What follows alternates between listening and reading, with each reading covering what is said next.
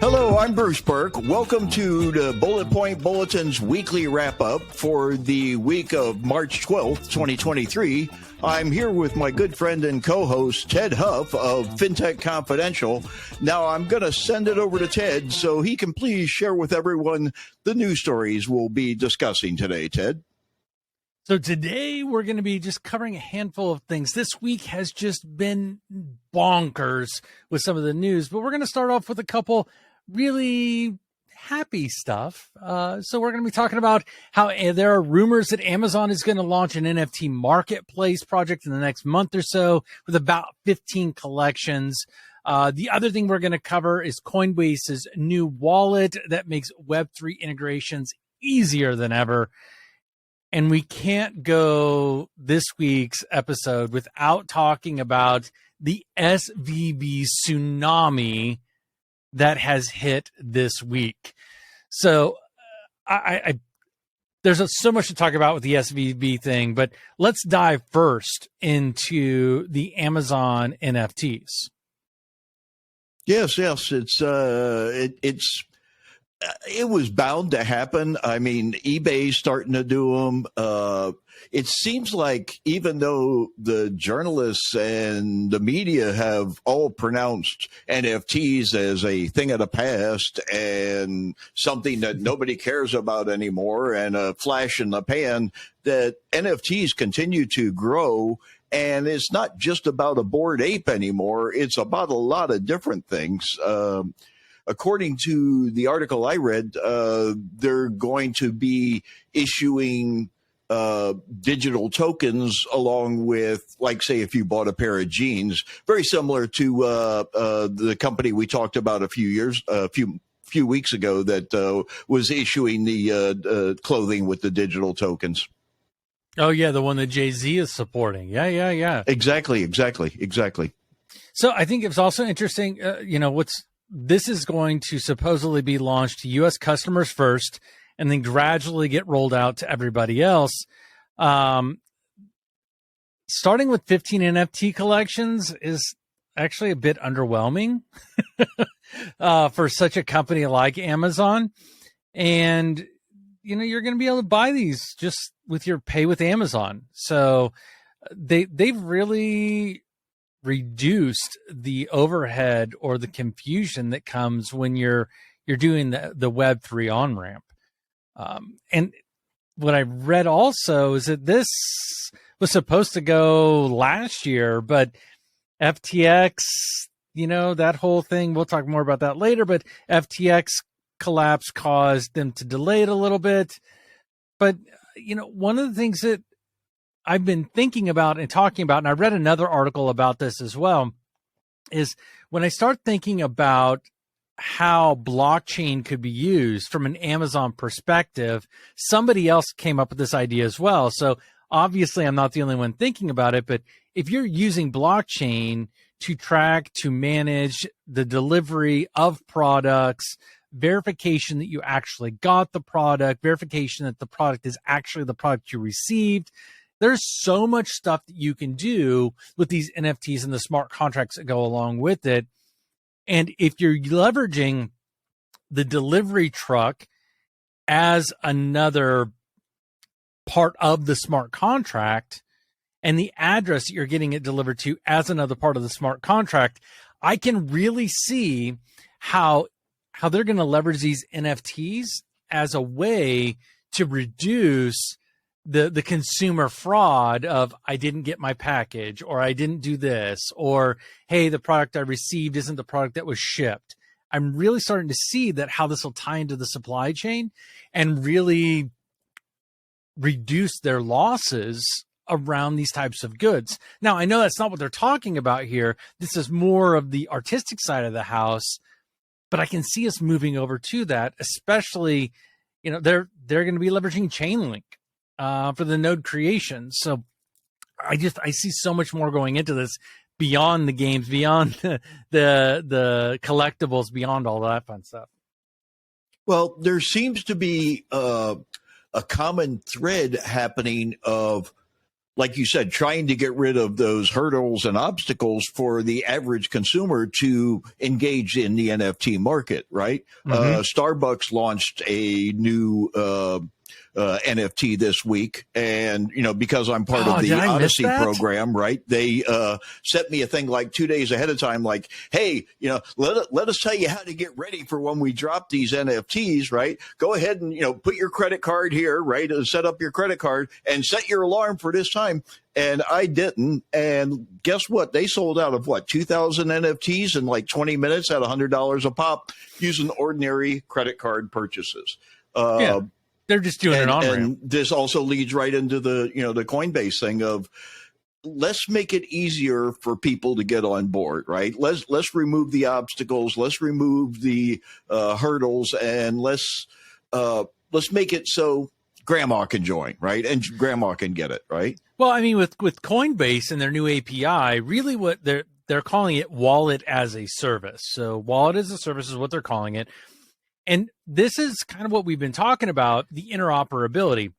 It still drives me nuts that it is centralized on Coinbase, but it is offering a first step into interoperability across multiple different projects, across multiple different solutions.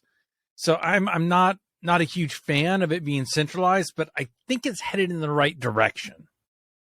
Well, the interesting thing to me, one, their VP of engineering, his name is Danger Will Robinson, and he's posing with the robot from Lost in Space. But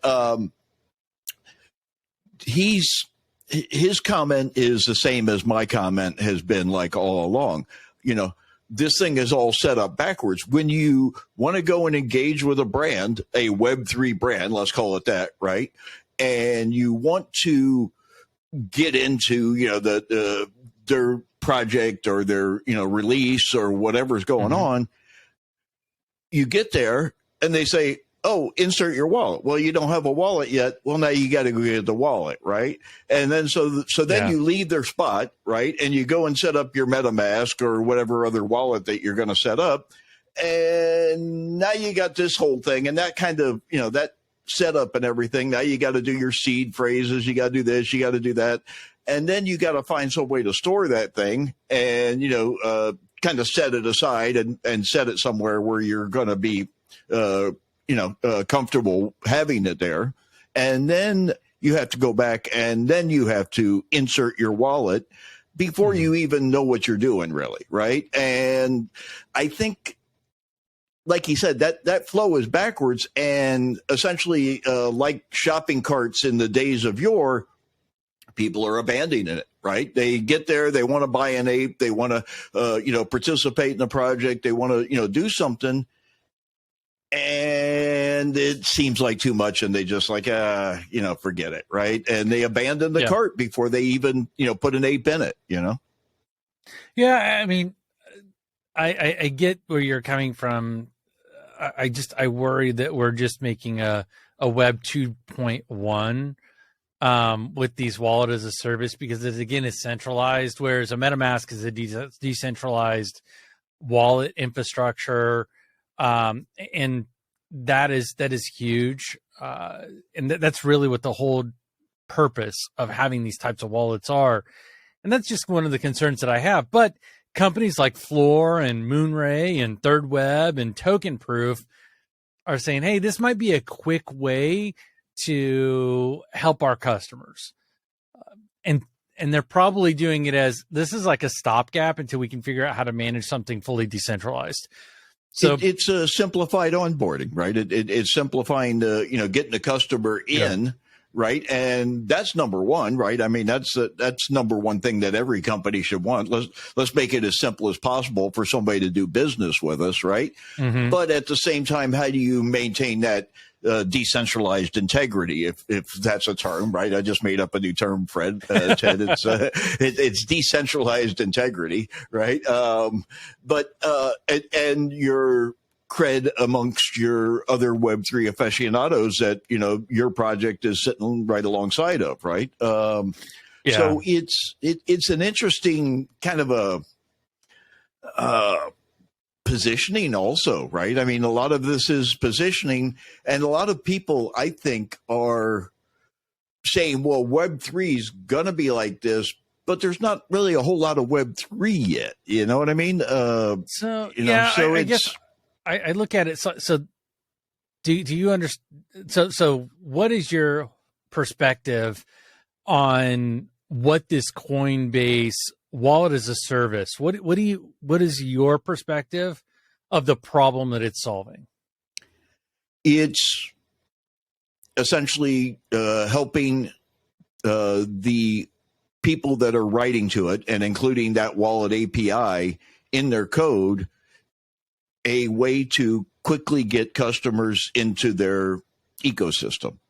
But if they don't want to use a Coinbase wallet and they want to use another wallet, it's counterproductive. Or if they have another wallet, right, it's counterproductive. So I don't know if all the companies that are writing to the Coinbase API are only going to use the Coinbase wallet as a service, or if they're going to allow the use of other wallets. That's something that the article really didn't reveal. I read quite a few different articles about it, and none of them really talked a whole lot about how the companies are using it, other than just simply writing to the API to get customers on board, right? And make it simple for those customers to do business with them. So when you're having to go from, let's say you're talking about the Starbucks experience, right? So you're in the Starbucks experience and it says you need to set up a wallet, right? Okay. So why is it having you go set up another a wallet? And I guess I kind of look at it, and if you look at Starbucks says you need to go set up a wallet, then you go to MetaMask and they have you set up your wallet. Then you have to go back to Starbucks, and then you have to tell Starbucks you're using MetaMask, and you have to validate and verify that MetaMask has access to the Starbucks. Then you see all these back and forth. What I see this as what their attempt to do here is the biggest issue that blockchain will be able to solve, and that's identity verification. Because if I knew it was Bruce, and in Bruce's block, we knew that Bruce had interfaces with all of these networks because of that block, and we could validate Bruce in that block, and we knew his ad based on that, I can then just give my address to where I wanted to go. And that's kind of how I'm looking at this, is that the reason why this is so important right now is because we don't have a unified identity verification process. We don't know it's Bruce doing this. And no. It doesn't even have to be Bruce. It just is we don't know that it's block 1, 2, 3, 4. And I know it's not that way, but block 1, 2, 3, 4 has been validated. So we can actually tie this object to this validated block, and you can't do that. And that's the interoperability that I keep talking about. And this is a shortcut to getting to that, because what Coinbase is doing with their wallet as a service is they're validating the individual's identity, or the identity of the receiver or the delivery person. And so now you're in identity verification and validation areas. So I'm thinking that's why I'm calling it a Web 2.1, 2.2, 2.5, whatever you want to call it, because this is that stopgap until we figure out how to have an interoperable verification of identity. And once we have that, then you can start to manage things. In everything I've read about Web3, right? All the white papers, all the big think pieces that I've read about it, the idea is the wallet that you're bringing to a Web3 property is not just a wallet for money. It's a wallet also for, identification. It's bringing your creations with you, not just your collection, right? But if you created something, right, also, right? But it's also supposed to bring your friends, your everything, right? You're essentially bringing your wallet and you're plugging it into wherever you're visiting, right? And your stuff isn't already there by putting in a user ID and password. You're bringing all your stuff with you to that network, and you're plugging it in with the wallet. And nobody has that yet. The closest one I see that actually has that, and it seems to be working towards that, is Polygon, with what we talked about last week with their zero knowledge proof wallet, right? Yeah. And it's scalable apparently, but everybody's got there's we talked about at least a dozen wallets in the past couple of months, right? They allow you to bring your NFTs. They allow you to, hook up your accounts to them. You have some kind of identity. You can put up your PFP, right, of your favorite NFT, right? And that's about where it stops and where it starts, right? There's not much to it, right? And so it's... And that PFP is just a visual representation for people to quickly and easily verify and validate the identification. I mean, there are so many different ways to do it. And what I want to have everybody think about is this wallet right here is the most decentralized wallet that you can have, right? Yes. Like, it's not connected to anything. It's like, it's not, there's no, I don't have to get permission. I don't have to verify with anybody to pull a driver's license, a credit card, money out of here. I don't have to do that, right? I can do it without asking for permission. And I think until we get to the point of having a truly decentralized wallet where I don't depend on anybody else other than myself, it's going to be really hard to have that interoperability. And that's why I think, as much as everybody laughs at me when I say this, I think having hardware wallets is going to be the key to success in identification, verification, to be able to, like you talk about, to take the stuff with you. Yeah. Because these are bits and bytes of data that we can take bring and it move with you. That right. And the network is aware of all the different things that you're bringing to it, and it has a place that essentially when you get there, you insert your thing, right, and it all kind of opens up like a peacock, is what I'm seeing, right, and then like everything's there, right. But at the same time, when you go to others to see it, right. Right. And when you go to certain areas, they're only able to see the things that they're able to see. So just because my wallet has 5 credit cards and 7 bills in it, if I go to Bruce's network and all Bruce can see are the American Express cards and my driver's license, guess what? Bruce only sees my driver's license and my American Express cards, because that is one of two things. I've said he could see them, or 2, that's all he's able to see. And I validated that he can see those.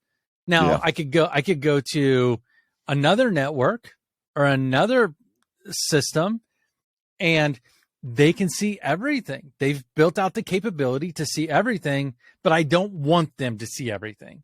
So when I connect the wallet, then I go, okay, you can see this, and you can see this, and you can see this. And so that's how, and that kind of is that helicopter float thing that I've talked about, right? Yeah. Is it like when I land in there, they know it's that I can tell them, they can identify that who I am, not by name, but by block. And then I can say, okay, here are all the things that I'm here for, and here's what I'm willing to authenticate with. But I keep going back to the hardware. I think hardware wallets are going to be the key to success in this area. And the more we try and turn it into software, it's going to be, it comes back to centralization. I think a lot of the people are, we've talked about in the past that, banks just replicated the paper experience Yeah. digitally, right? Skeuomorphics almost, right? Yeah. Even the checks look like a check, right? Still looks like a check. Yeah. Ken from the Pay Show out in Las Vegas, right? He had the check writing software, right? And when you went online to fill out the check, it looked like your checks in your checkbook, right? Yeah. And people are so used to, you go to a store, right? You don't walk up when you go to the store. You don't walk up to the cashier here and go, "Hey, I'm going to go do some shopping around in your store and whatnot. So here's my wallet. Go ahead and hold on to that, and I'll catch you after I've gone through the store and picked up some stuff." Right? So people are not used to that behavior, and I think for a lot of people, the first time they arrive at a Web3 property, and it's like, "Hi, so and so." Insert your wallet. Not even like, who are you, or, what's your phone number, or what, do you want to set up an account or anything else? It's like, hi, give us your wallet, right? And you don't even know what you're doing. So a lot of people are like, well, because they've heard all this crazy stuff in the news and everything, right? And they're like, Well, yeah, but that comes into the overarching experience, right? Every time, the first time you get asked for that a few times, and until you go through it, like if you go to a store, right? So if you go to a store and somebody goes, "Are you ready to check out?" But you don't see a cash desk, right? You're kind of thrown off a bit because you're used to going to a cashier's desk. Yeah. And then they say, "Okay," and I'm using Apple as an example. Yeah, they got the thing at the end of the table, right? Yeah. They reach out of their back pocket a device and they go, "Cool, let's scan. Or do you have a card? Do you have it on file?" And you're like, "Oh my God, I just wanted to pay you with cash." Right? So it's the same kind of experience. I think that because we over sensationalize all of the bad things that can happen, that it's only made it worse, and people are scared to make a mistake.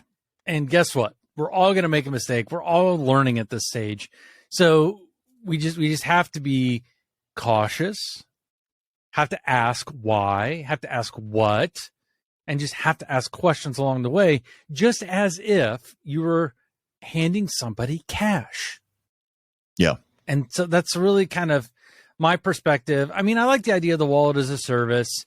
I can see it. I'm a big fan of MetaMask because it's a decentralized online. It has plugins into all the browsers, which speeds up and makes it really easy. I mean, they've done the really good part. I'm just really. So, do you think they're starting the gentrification too early? Because that's what it is. It's gentrification when you're putting something out like this. You're making it so anybody and everybody, and it's mainstream mass appeal. That's the reasoning behind all this, right?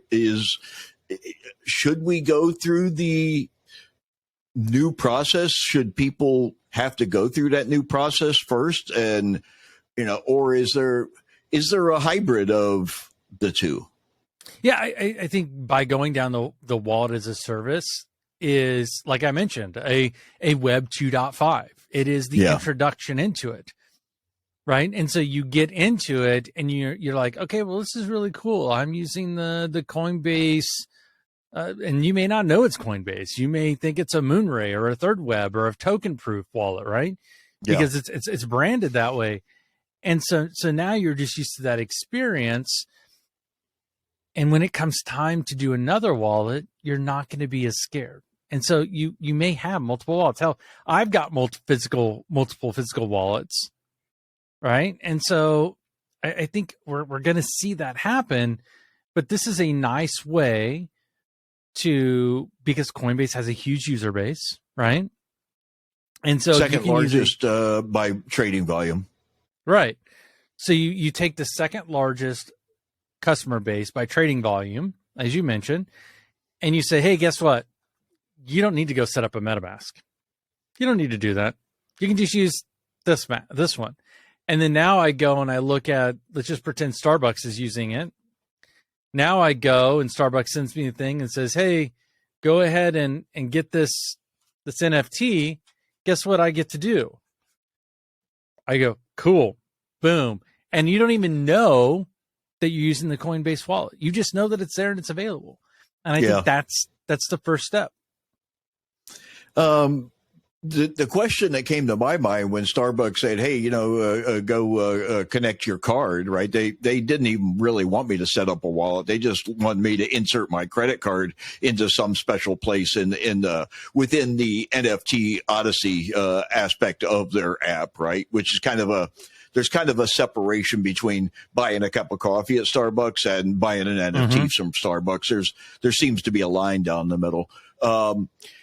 And I was like, well, why can't I just fund my existing Starbucks wallet for $100 with my credit card like I have been doing, and you can take it out of that, right? Like, why aren't we commingling coffee and apes? Like, why isn't that happening? And I'm sure it's a regulatory thing. I'm sure it's there's got to be some legal reasons behind it. They want to keep it separate. Who knows, right? But I think probably they didn't want to make it too easy for somebody to mistakenly buy an NFT when they're really just trying to order a cup of coffee, right? That sort of thing, right? Oh, what's this $100, right? I just wanted a latte grande, or whatever, right?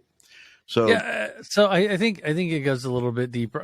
I'm not saying you're wrong. I think when I look at it and I look at what the financial institutions and what the card brands require when purchasing NFTs and doing all that fun stuff, it is quite different from when you're purchasing a stored value purchase. They're totally different.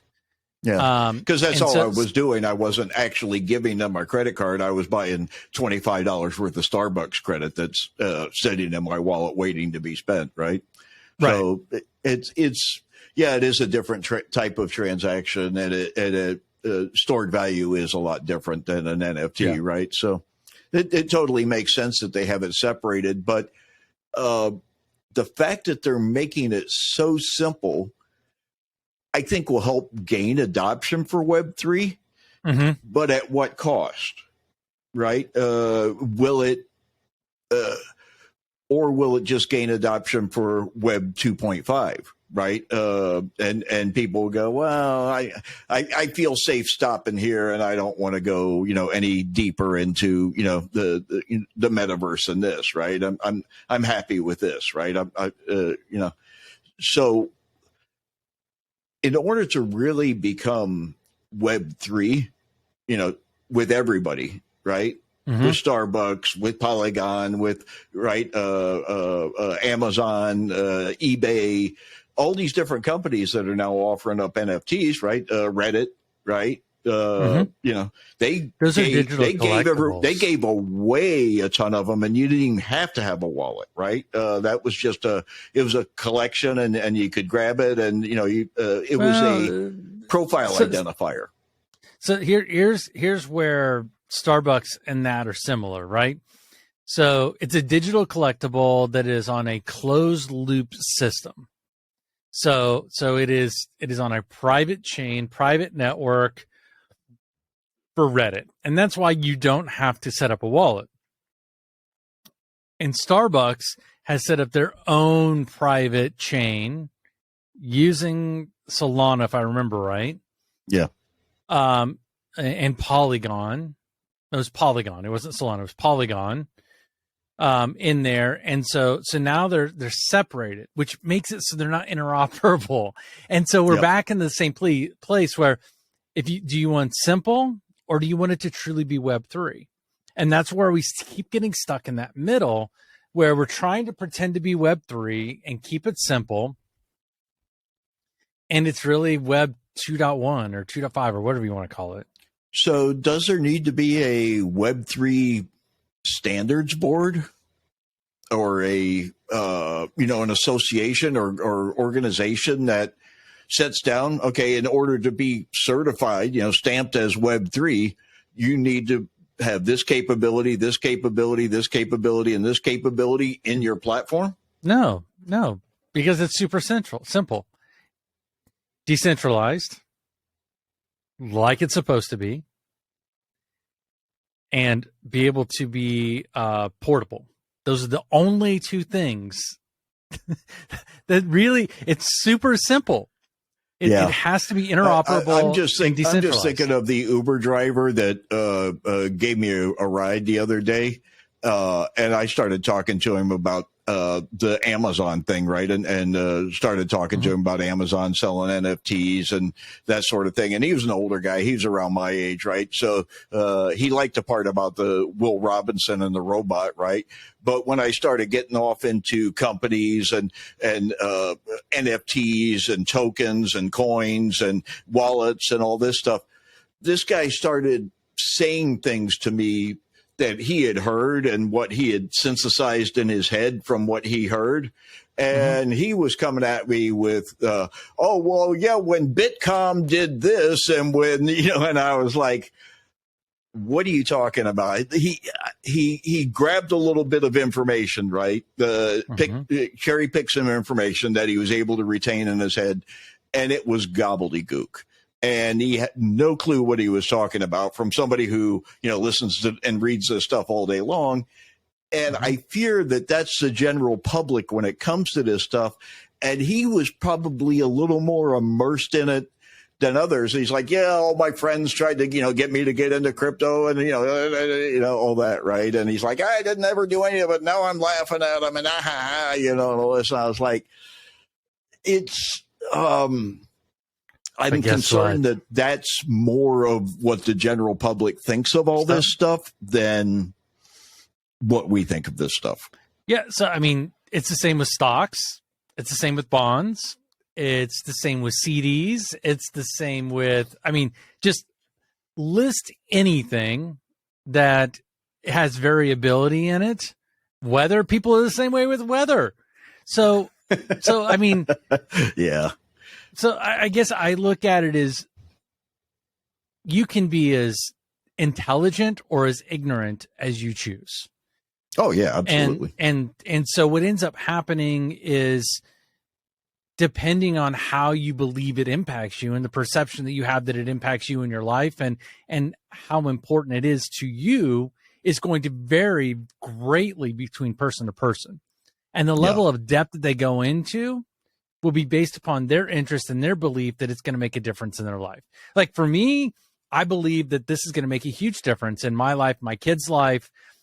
And it only makes sense for me to dive so deep into this to truly understand it, because I see from my perspective how amazing the world could be if we continue to grow, leveraging blockchain, smart contracts, and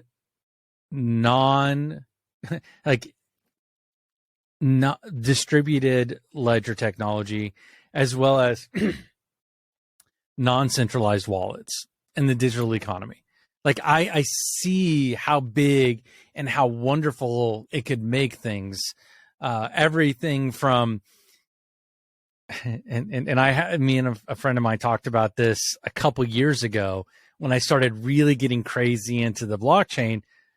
Imagine if every penny that you spent in taxes, you could trace using the blockchain to where that penny went, right? Yeah. And where it was spent and by who and when. Yeah. Whoa. Now, that's kind of scary, because there's going to be different types of people that fall into this.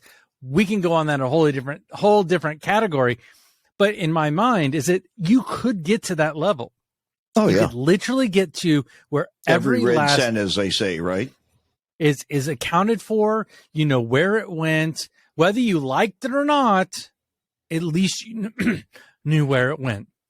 Yep. You could also do that with, you could identify which one of your representatives had done that and where it went and who that was tied to.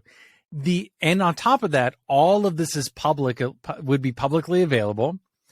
It would all be out there. It would be full transparency, which has never been seen before. And if you could get to that level of transparency, it'd be unreal. Unreal. So what I see that needs to occur is a lot of education. We talk about getting people financially literate. Which is kind of why the first hashtag pay deep dive is going to be around like, what is Web3, right? Let's get people there first, right? Like, I think if I stood on the street TikTok style with my microphone and asked 50 passersby, what is Web3?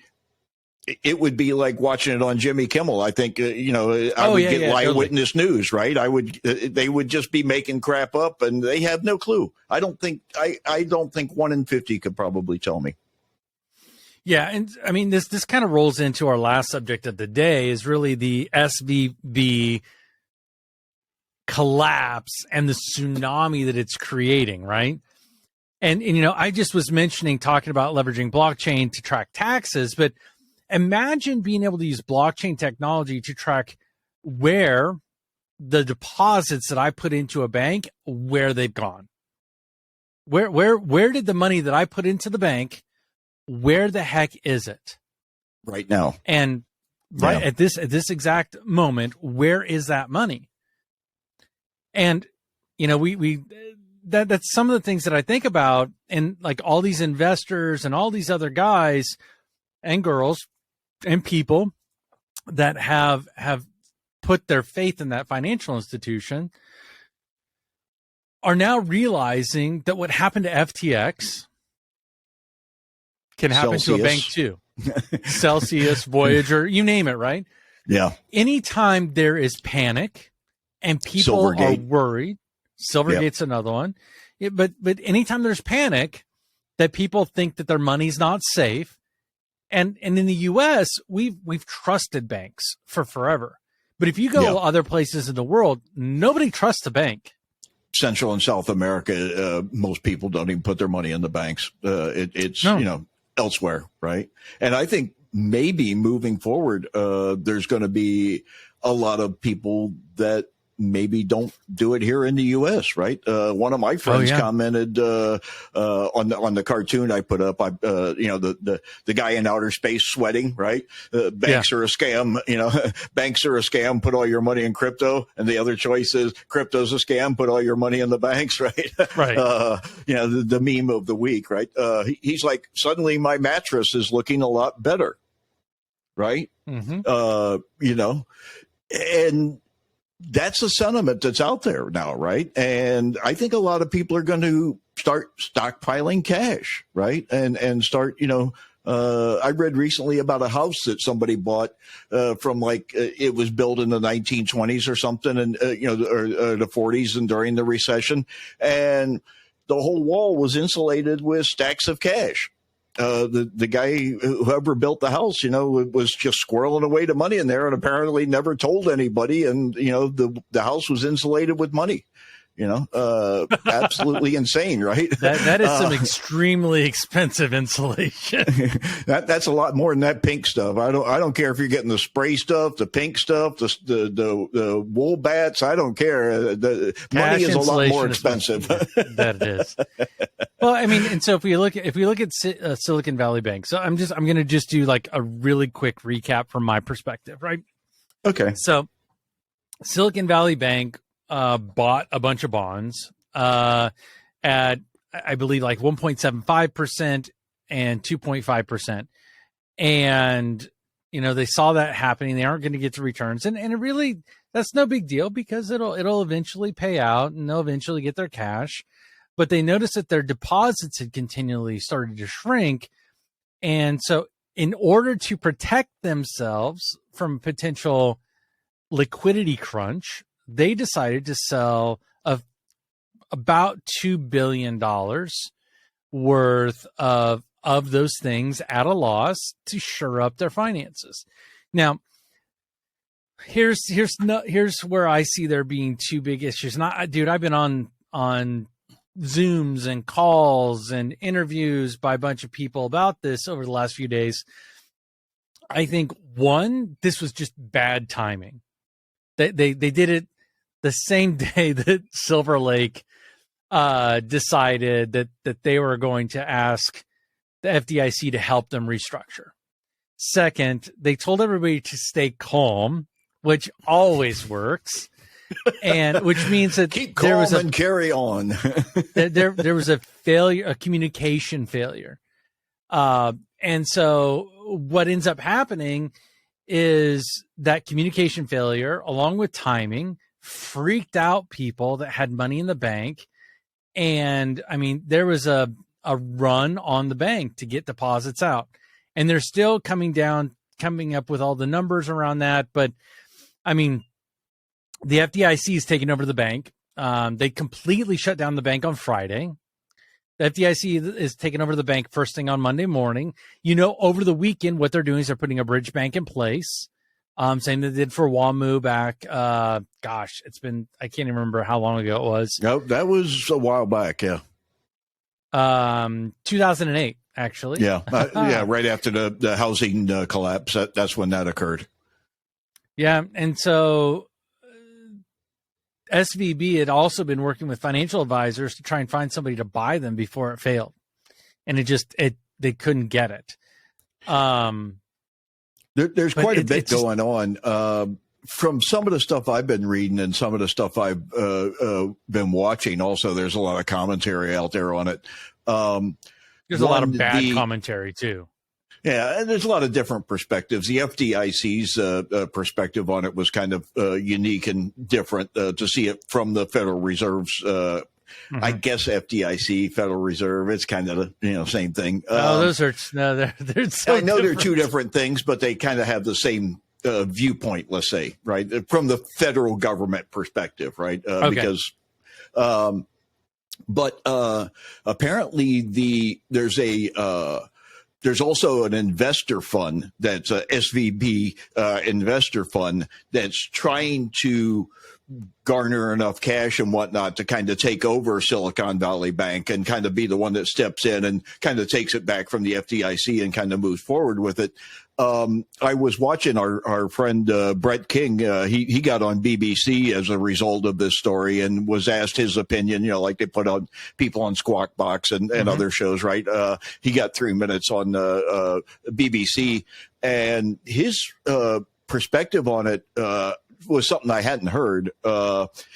He mentioned a rumor that Peter Thiel, which is a huge investor, probably one of the biggest as far as Silicon Valley, was the one that started the rumor that all the VCs should tell the people that they've invested in to go get their money out of Silicon Valley Bank, right? So it started, let's say at the top, right? And so it started with a big VC that told other VCs that I'm sure told other VCs, right? That told their the people they're investing in, right? And man, that's going to cause a stampede, not a run, a stampede on the bank, and that's exactly what happened. Yeah, and so it's interesting you bring that up. I don't know if it was that deep into it. I think just the overarching fear, because my friend and also partner in a consulting business, advisory business. It's not really consulting, but it's mostly advisory and helping banks and fintechs get placement in the different places. As soon as the announcement came out from Silicon Valley Bank, when they talked about opening up for shares to be bought to get some additional liquidity, right? To them selling off the bonds, them doing all these things, it went nuts with people going, oh, shoot, I need to find a new bank to put this in, because if they're trying to shore up their finances, I don't want to be at a bank that's trying to shore up their finances. Plain and simple. No. And so these guys are trying to pull money out, and there are a ton of people who had wires that had just been everybody was rushing to go wire money out of one account and into another. Yeah. And a lot of the wires just didn't make it. Yeah, I read a couple stories about the guys like we sent the wire, they charged us the fee, but it didn't happen, right? I read that Brex, Brex, was somebody that a lot of people flocked to take their money from Silicon Valley banks, the one that did get it, and the ones that had other money that they were probably going to take to Silicon Valley, right, in the next week or so, right? And they put it in Brex. So yeah, that's, that was only about $2 billion went into Brex. Is that all it was? They refused to comment on it in the article I read. They didn't want to talk about it. Rumor is it's about $2 billion, but Brex isn't even a bank. So Brex is a neobank that leverages other banks. And so those deposits went into those other banks. But, I'm not going to share the name of the banks, but I know a few other banks that received a large number of funds ranging, from a couple $1 billion up to, tens of billions of dollars. And they were traditionally other fintech banks. We were talking to a number of them over the dates, and that one of the things that Janet Yellen said that really drives me nuts is, and to have somebody in her position say this is what really irritates me. And I'm gonna bastardize this quote, but basically it was, if I had money, I would not put it in a regional bank, which is really scary.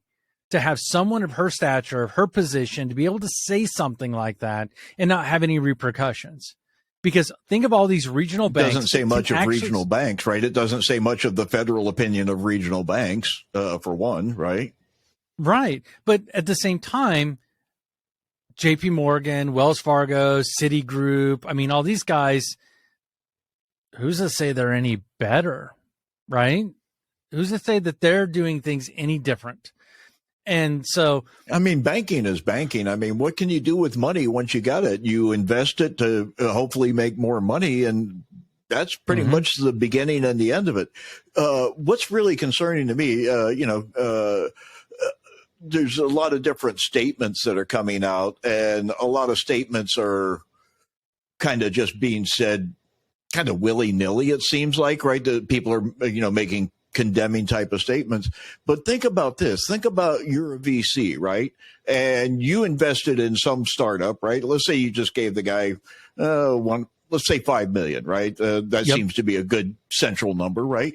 And so now you've got your bits of stock, that you got by throwing your 5 million in, right? If you didn't go in as an angel, right? If you went in as an angel, like, forget it, you got nothing now. But even then, a lot of these startups are not making income yet, because that's kind of the thing with a startup now, right? I mean, we just talked last week about Revolut finally is profitable, right? Yeah. And they're 5 years in, right? And pushing millions and billions of dollars through their bank or their card or their platform or whatever you want to call it. And just this year we're profitable, and just because of some, I'm not going to say manipulation of their books, because but they did some things different, right? And that made them profitable finally. So think of the small startups, right, that all these VCs have invested in that aren't profitable yet. Some of them don't even have any income yet. And their vendors, their employees, their landlords, their equipment financing, their services, everything is just going to be, and a lot of people are going to be out of jobs, right? But then also think of the VC that's, taking his money, put it in, and he's got some stock now. And if that company's in dire straits, that stock is pretty much going to be worthless, right? So as a VC, do you take more of your money and recapitalize that company and keep it going, so you don't lose what you've already lost? Or, how do you go from there, right?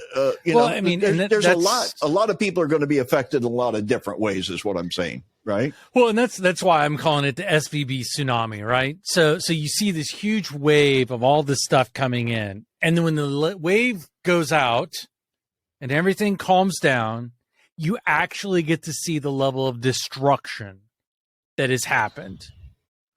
And you're going to have people that have the means to rebuild. You're going to find the people who don't have the means to rebuild. You're going to find bodies everywhere. Yeah. And so it really comes into, and this is the scary part, is those who were on a path to generating revenue, who had a clear path to generating revenue. I believe that you're going to see people get recapitalized into that. If they believe that there's a way to revenue, they're going to recapitalize. If it was just a hunch, probably not going to get it. Yeah, well, right? They say it's 1 out of 100 is the unicorn, right, that actually makes it, right?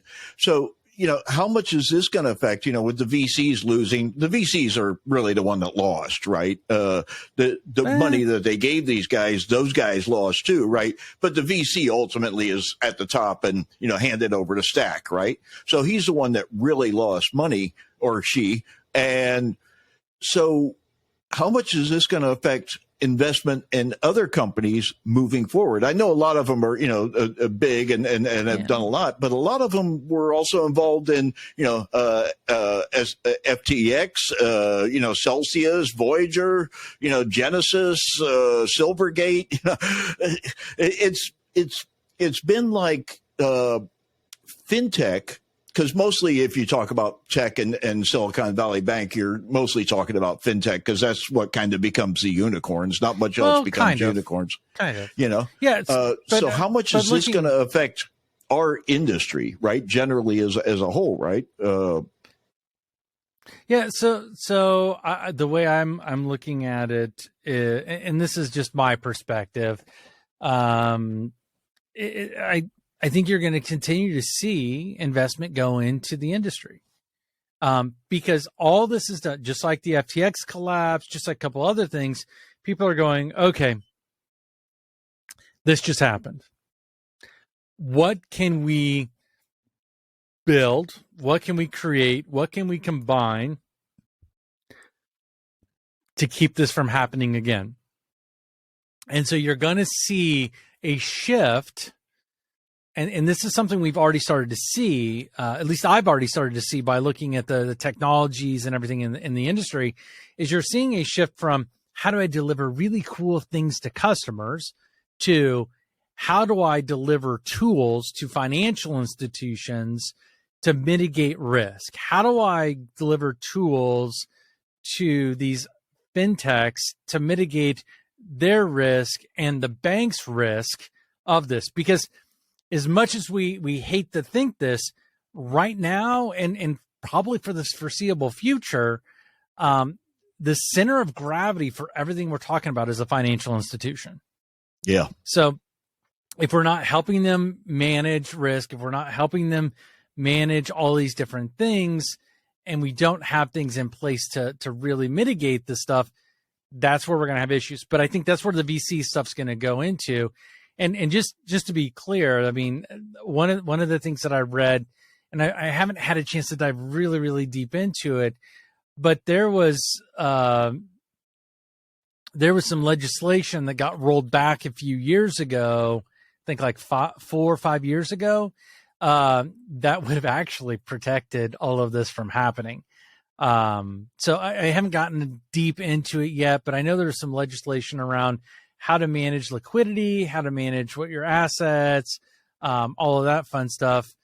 And, I've had the benefit of spending time with the former chief risk officer of West America Bank, who was also at BMO Harris and a handful of other very large financial institutions, and just kind of talking about what happened.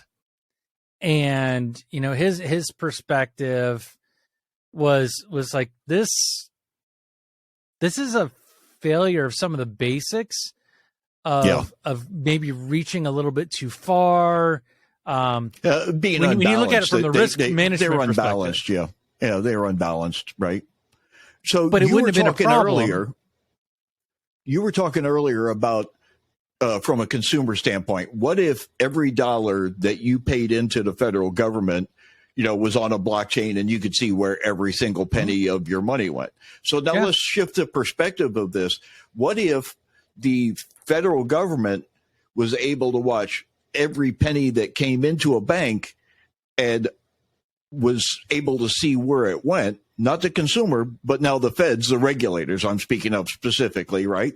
And they could now watch that bank and really see that that bank is being managed well, right? It's balanced. It's, it's not too heavy on one side. It's not too heavy on the startup side. It's not too heavy. It doesn't have too much junk bonds, right? It's got good investments, and it's got a variety of depositors. So this is where the regulators come into play, right? So the regulators come in and audit the banks on a regular basis to make sure that exactly. They got a fleet of they got a fleet of people that go out and do that stuff all the time.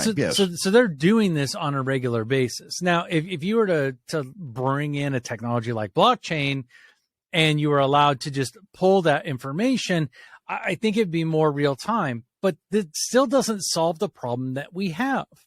Because let me ask you this, and I've been thinking about this for a while. Back when money was backed by the gold standard here in the good old USA, which we don't have anymore, we had a Fort Knox that held all the gold that standardized the money, right? Mm-hmm. Does cash need to just stay in a place as cash when it's deposited? I know not so much money is deposited as cash anymore, right? But because cash is so digital now, right? Could we even do that to begin with, right? And does something like that need to happen? So when a bank says, we got your cash, they physically have your cash and they're not out using it. But I know that's how banks make money, right? Is, investing it and, slight risk, right? Not much risk, slight risk, but it just seems like the technology could be used from the regulators to the banks also, not just from the consumers to the banks, right? So the idea of having access, liquidity of all the cash that's ever been deposited into your financial institution, the only way to do that ever is to have a state-sponsored financial institution. If it is owned by the government, that's the only way you'll ever do that. Yeah. And honestly, I can't ever see us getting, and if we do get to it, I'm scared, but having a state-sponsored bank. We would become China. We essentially we're China then. Exactly. Yeah. But what we do come into play here is the problem that we have here is too many people being worried that their money is not safe at the exact same time. Yeah. And part of the conversation you and I have had over the months and years is getting people comfortable and feeling safe about where their money is located is having that transparency. Yeah. And again, I think if we could provide the level of transparency to the companies or individuals that have deposited the money in there so they can see where it's at, then I think they're going to be more comfortable. And so this is all about trust, which has been lost, and being able to back it up. But then you think, like, you and I have worked at companies, right, our whole lives. And I've worked at a lot of companies where the accountants are regularly poo-pooed by the CEO or the leader, the president, whoever, right?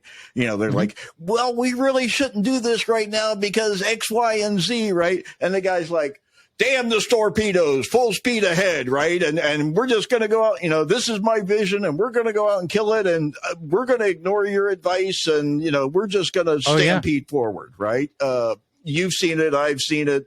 It's happened more times than I can imagine, right? So even having the transparency, it still comes down to the behavior, right?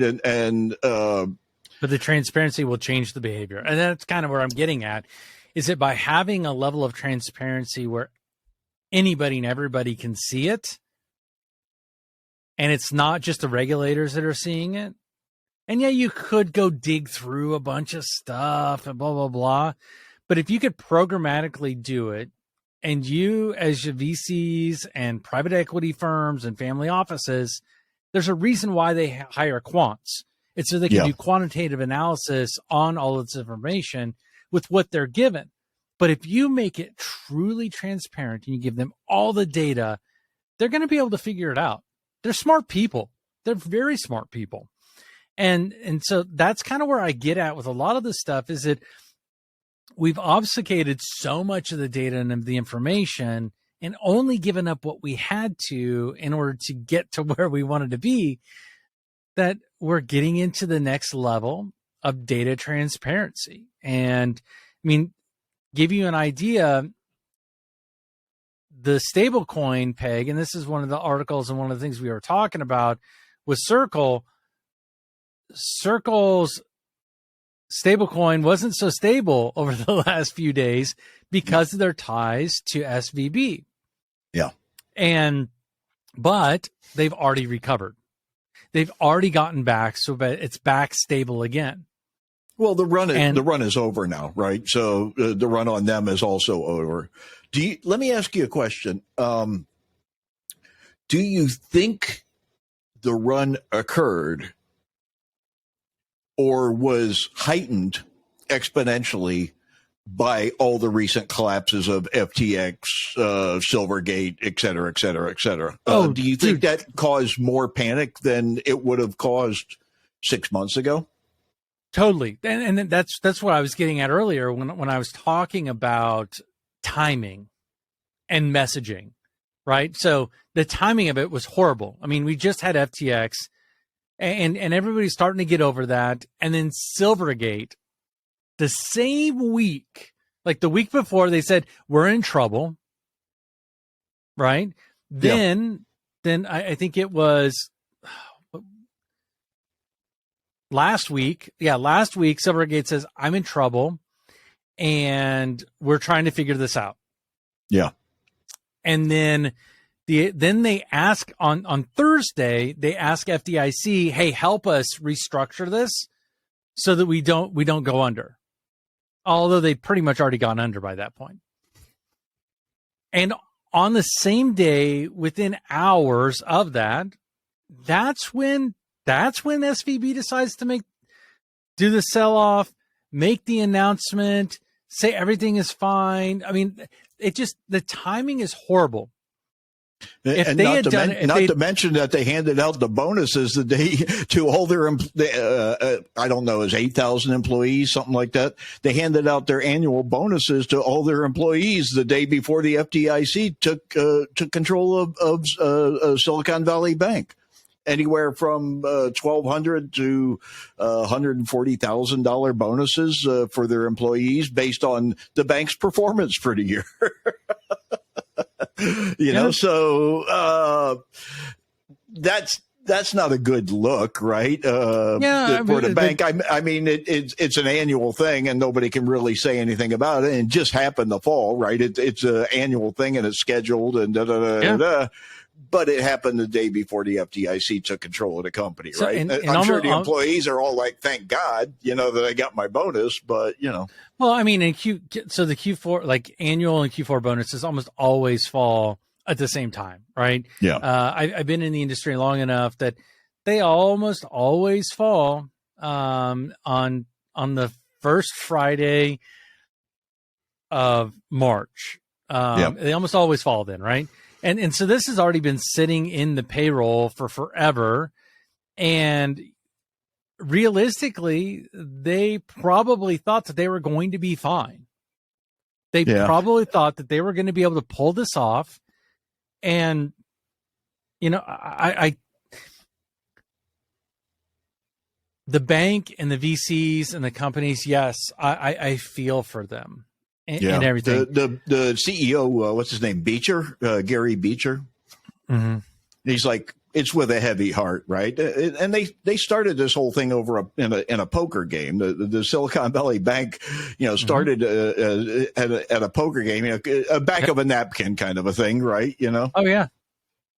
But go ahead. I'm sorry. I was just going to say, like, no. So I'm sitting here thinking about it. It's like these VCs, they're going to be fine. But the employees of Silicon Valley Bank and the employees of these tech companies that had billions of dollars sitting in there, whether it be Roku, whether it be companies like that have a bunch of money in there, Circle, you name it, right? Let's think of the little guys too. I mean,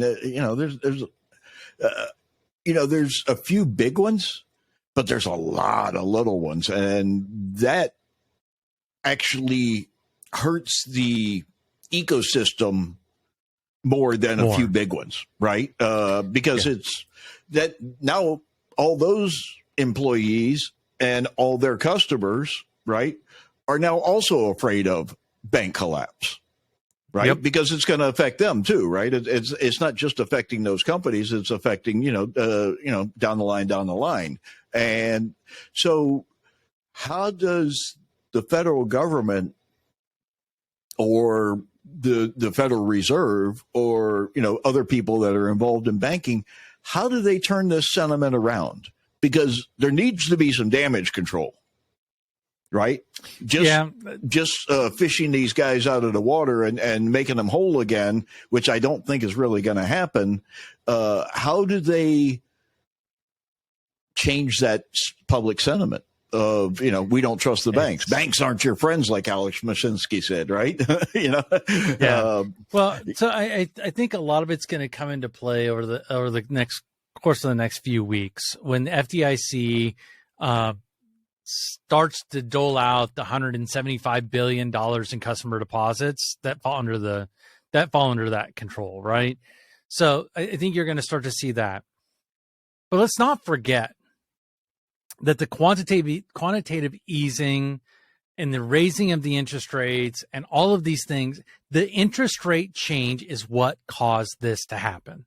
Oh, yeah. The bonds that they were making 2% on wasn't enough when they went to sell it. It didn't have the same value that, they bought it at. And especially when you're trying to sell it quickly, right? If you can wait to sell things, you can usually get a fair price, right? But if with something like this, they're trying to hey, we need to turn these things over so we got cash so we can give to our customers. And that's where you lose, right?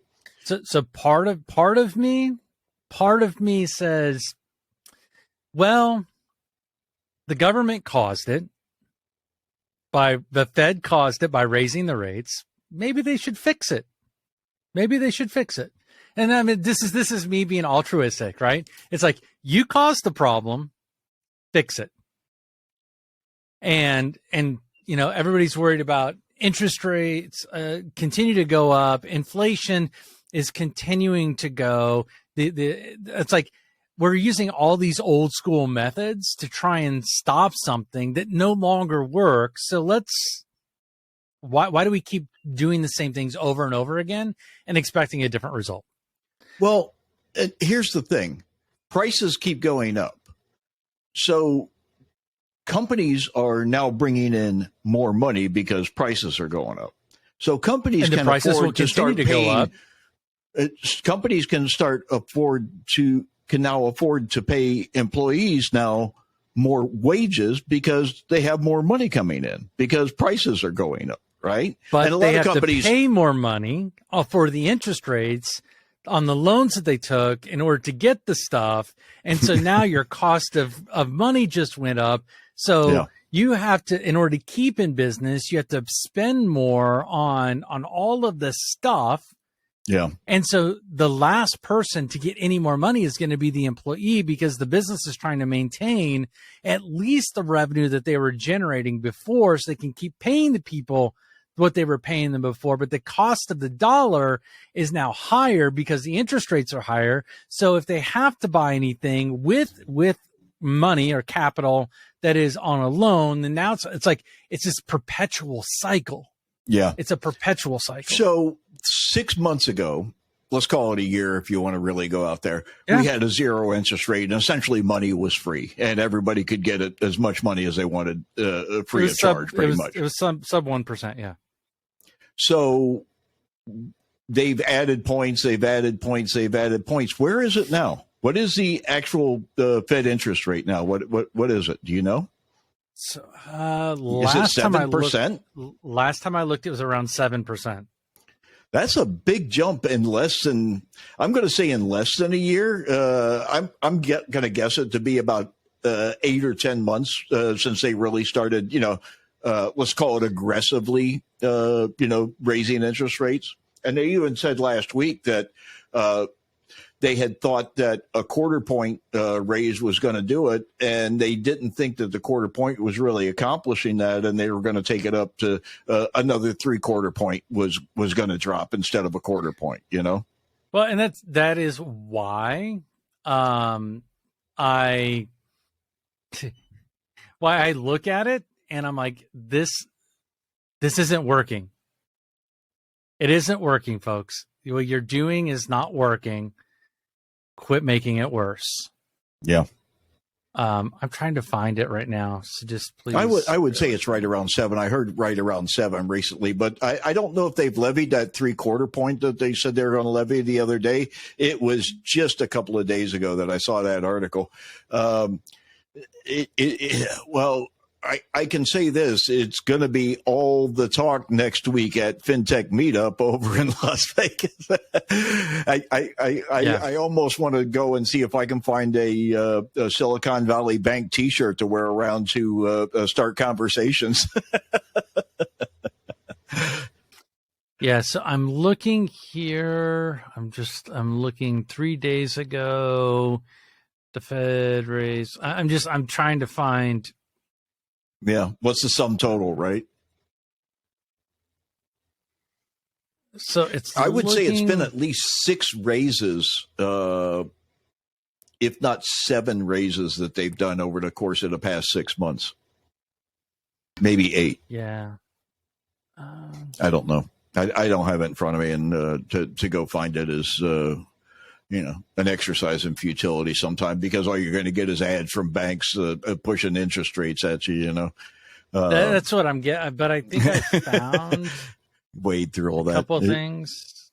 Yeah. It's not the free money that they're used to, but in my mind, like you said, the VCs aren't investing capital they can't afford to lose, right?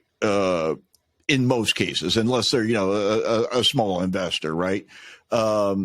They're throwing money at 100 companies knowing that one of them's gonna, come out smelling like a rose, right? So they throw away a lot of money and know that they're throwing it away when they're throwing it away. Mm-hmm.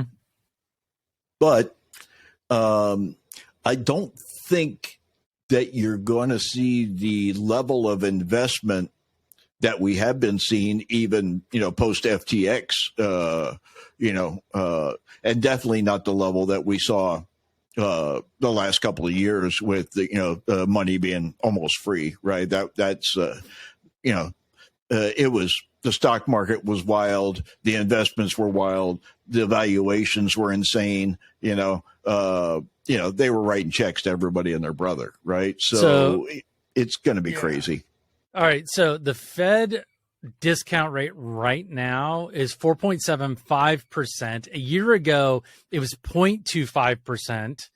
The current prime rate, which is what everybody bases interest rates on loans and things of that nature, is at 7.75%.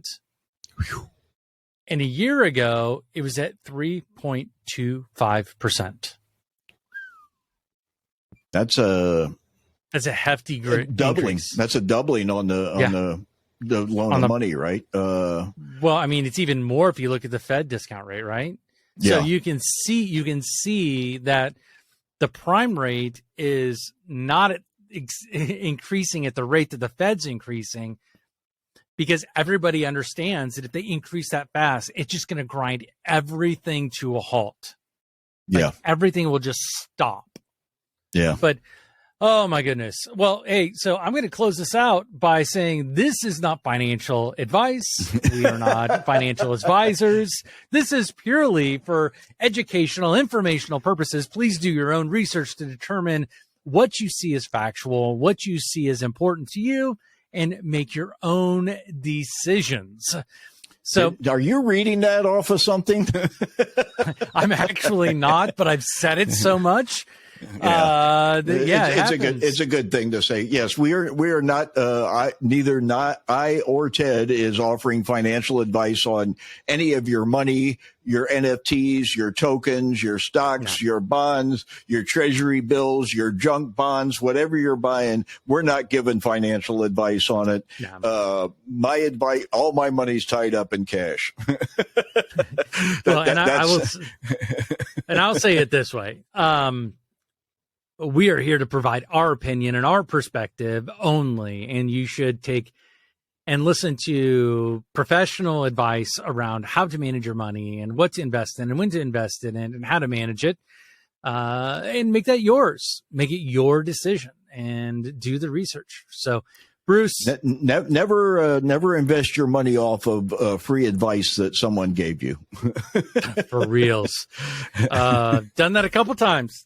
And I still don't have that money.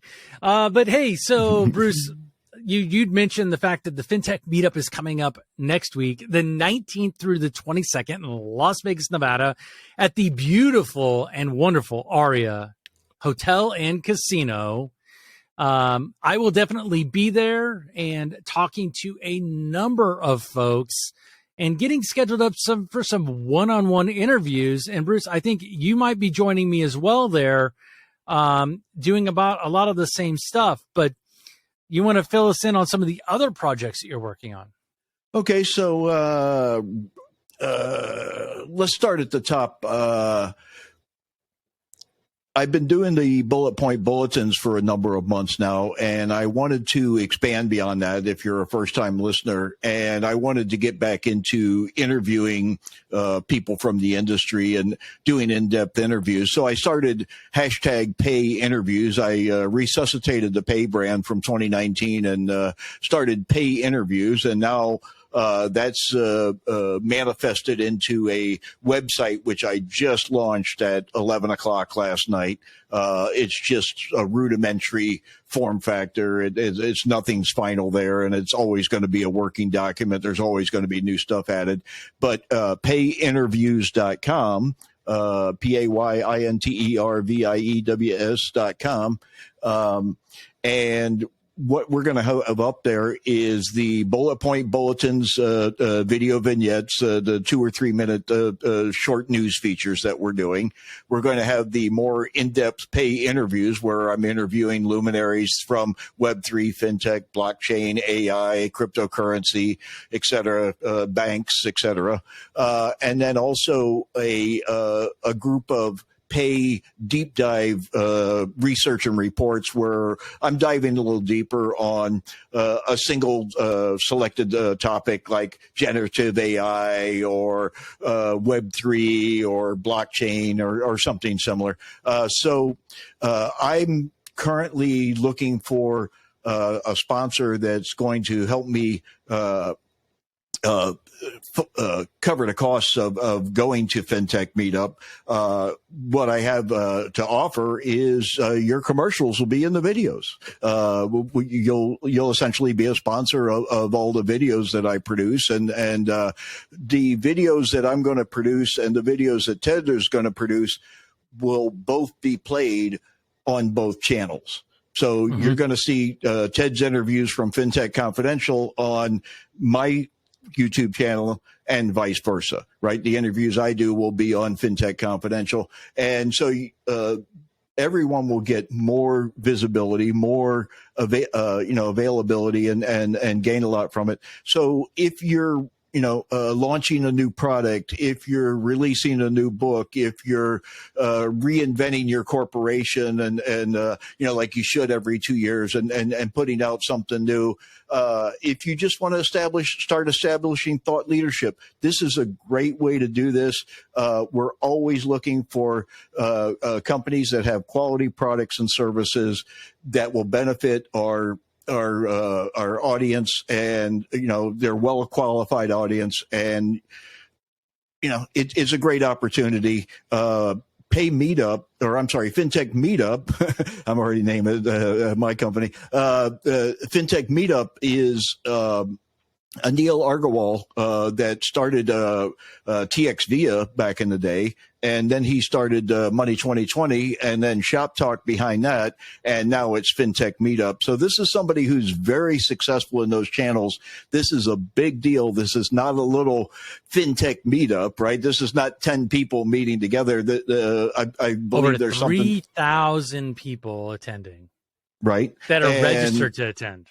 And going through and setting up meetings with all the different people. I've already registered, so all the different companies that are there, and looking through all the different companies. There's startups, there's the major banks, there's all the processors, there's fintechs, there's Web3. There's everything there. And it's going to be a big event, and the ARIA is a really great place. March is a really good time to be in Las Vegas. This is probably they're saying this is the big Q1 event for the year, right? If you're in the financial services space. So if you're going out to the show, I look forward to meeting you there. Please hit me up. Bruce at payinterviews.com. You can reach me. Also, you can find me on YouTube at Bruce Burke. That's going to be changed over to Pay Interviews. I'll let you know when that's happening. And also, on any of the other socials, I'm Bruce Q. Burke. So, and I'm starting to establish pay channels, profiles for all those different social networks. So, it's a lot to build a new brand or rebuild a brand. I'm one guy going at it tooth and nail. I could use a little support and a little help to move things along. And anybody who's interested, please reach out. And Ted, what are you doing? I know you're going to FinTech Confidential, but you're doing something else this coming week. Where are you going? Yeah, this week, believe it or not, this week I'm actually doing a little bit of a pre-visit to Las Vegas. So I'm going to Las Vegas and going to be meeting with a handful of folks while I'm up there ahead of the show, but then going to be returning back up on the 19th. So we'll be returned back up on the 19th for FinTech Meetup. Be there with FinTech Confidential and a handful of other different things. But it's going to be really cool. We've got all that going on, releasing a bunch of additional episodes. Been a little bit difficult to get a lot of these episodes done. I've been spending a lot of time on all these bank things that have been going on. So, last week was in New York and was in Chicago. So it's lots of busy travel and really just diving in and learning from all these different folks. So really cool stuff. If you want to learn about what we're doing, we've got the Telegram channel for Web3 with FTC or FinTech Confidential that you can go ahead and sign up for, and you get news sent to you just about every hour on the hour with great information. You can also follow us on Instagram, Facebook, and LinkedIn at FinTech Confidential. And of course, Twitter makes it always so fun for us. It's at ftconfidential.com. If you want to get a little bit of insight into who Ted Huff really is, check me out everywhere at TEDDHUFF. If you just do a fun little Google search, you will be able to find me just about anywhere. So we're wrapping up for this week, but next week we'll have even more information. And Bruce, let's play us out, man. Yeah, let's hope for some some more uplifting news this next week, and I try and keep it on the positive tip, but this week it was just overwhelming. But there's so much at the same time, still very interesting. But thanks again, Ted, for participating in this on the weekly basis. Look forward to seeing you in Las Vegas. I'm setting my intention on the fact that a sponsor is going to cover my cost to getting out there and help launch pay in a bigger way. It's going to help, even though I'm going out as as FinTech Confidential, give me the opportunity to kind of spread the word about hashtag pay and get that rolling. So there's a lot going here, and we really appreciate you guys. Like, follow, subscribe, and share. And we'll see you next week right back here at Bullet Point Bulletins. Thanks again, Bruce.